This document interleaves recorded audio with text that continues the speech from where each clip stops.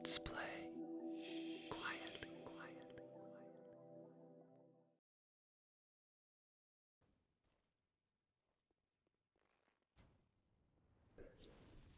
Polaris by H.P. Lovecraft.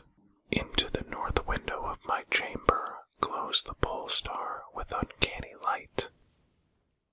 All through the long hellish hours of blackness it shines there.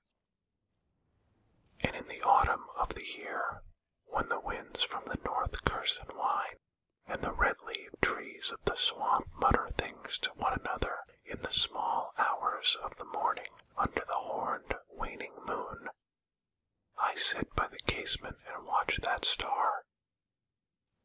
Down from the heights reels the glittering Cassiopeia as the hours wear on, while Charles's wain lumbers up from behind the vapor-soaked swamp trees that sway in the night wind. Just before dawn, Arcturus winks ruddily from above the cemetery on the low hillock, and Coma Berenices shimmers weirdly afar off in the mysterious east. But still the pole star leers down from the same place in the black vault, winking hideously like an insane watching eye, which strives to convey some strange message, yet recalls nothing save that it once had a message to convey. Sometimes, when it is cloudy, I can sleep. Well do I remember the night of the great aurora, when over the swamp played the shocking coruscations of the demon light. After the beams came clouds, and then I slept. And it was under a horned, waning moon that I saw the city for the first time. Still and somnolent did it lie, on a strange plateau, in a hollow betwixt strange peaks. Of ghastly marble were its walls and its towers, its columns, domes, and pavements. In the marble streets were marble pillars, the upper parts of which were carven into the images of grave, bearded men. The air was warm and stirred not, and overhead, scarce 10 degrees from the zenith, glowed that watching pole star. Long did I gaze on the city, but the day came not.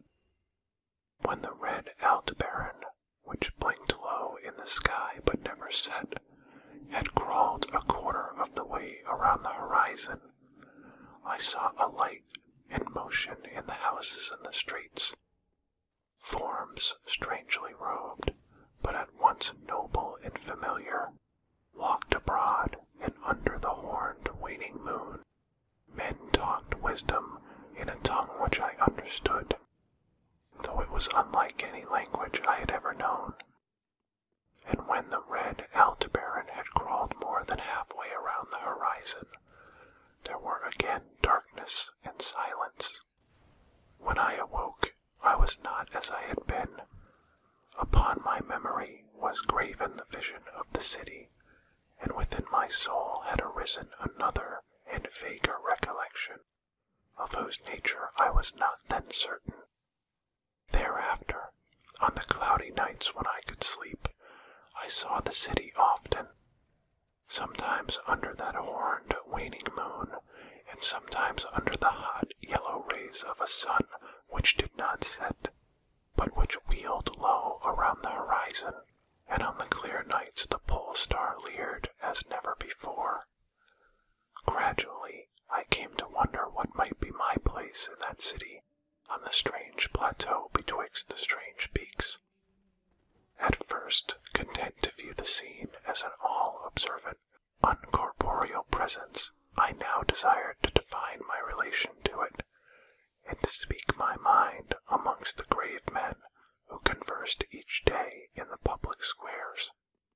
I said to myself, this is no dream, for by what means can I prove the greater reality of that other life in the house of stone and brick, south of the sinister swamp, and the cemetery on the low hillock where the pole star peers into my north window each night?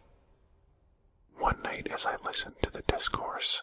In the large square containing many statues, I felt a change, and perceived that I had at last a bodily form, nor was I a stranger in the streets of Olatho, which lies on the plateau of Circus, betwixt the peaks Naughton and Cataphonic.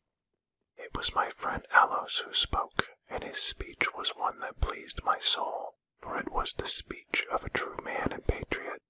That night had the news come of Dicos' fall, then of the advance of the Inutos, squat, hellish yellow fiends, who 5 years ago had appeared out of the unknown west to ravage the confines of our kingdom, and finally to besiege our towns. Having taken the fortified places at the foot of the mountains, their way now lay open to the plateau, unless every citizen could resist with the strength of 10 men, for the squat creatures were mighty in the arts of war, and knew not the scruples of honor which held back our tall, gray-eyed men of Lomar from ruthless conquest. Alos, my friend, was commander of all the forces on the plateau, and in him lay the last hope of our country. On this occasion he spoke of the perils to be faced, and exhorted the men of Olatho, bravest of the Lomarians, to sustain the traditions of their ancestors, who then forced to move southward from Zabna before the advance of the great ice sheet, even as our descendants must some day flee from the land of Lomar. Valiantly and victoriously swept aside the hairy, long-armed cannibal Nofangs that stood in their way. To me, Alos denied a warrior's part, for I was feeble and given to strange faintings when subjected to stress and hardships. But my eyes were the keenest in the city, despite the long hours I gave each day to the study of the Naconic manuscripts and the wisdom of the Zabnarian fathers.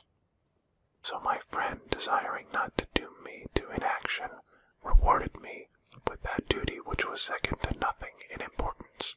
To the watchtower of Thapnan he sent me, there to serve as the eyes of our army, should the Inutos attempt to gain the citadel by the narrow pass behind the peak of Naughton, and thereby surprise the garrison.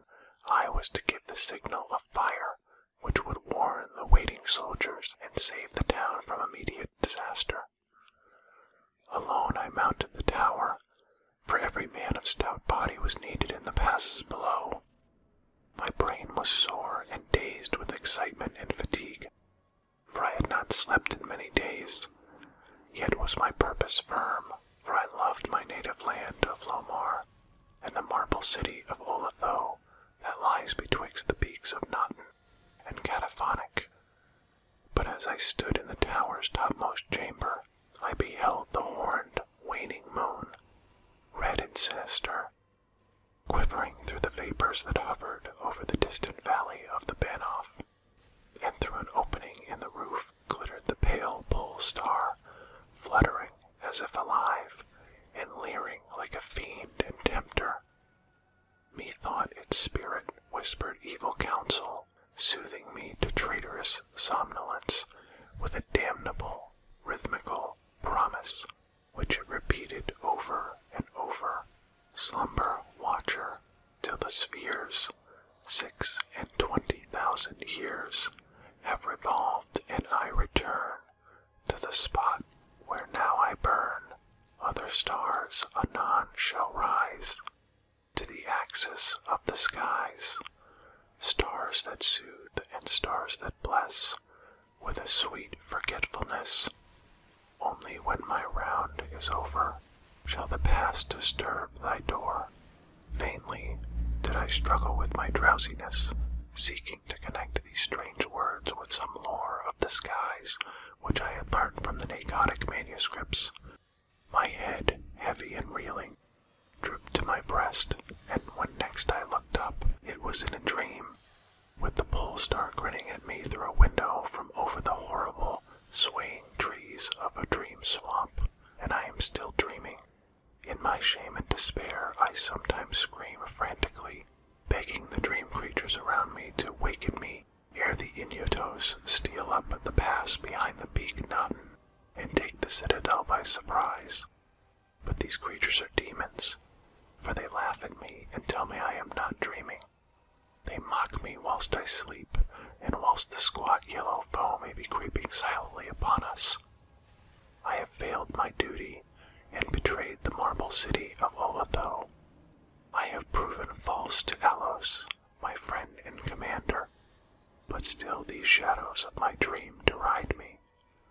They say there is no land of Lomar, save in my nocturnal imaginings, that in those realms where the pole star shines high, and the red Aldebaran crawls low around the horizon, there has been naught save ice and snow for thousands of years, and never a man save squat yellow creatures blighted by the cold, whom they call Esquimaux. And as I writhe in my guilty agony, frantic to save the city, whose peril every moment grows, and vainly striving to shake off this unnatural dream of a house of stone and brick, south of a sinister swamp, and a cemetery on a low hillock, the pole star, evil and monstrous, leers down from the black vault, winking hideously like an insane, watching eye, which strives to convey some strange message, yet recalls nothing save that it once had a message to convey.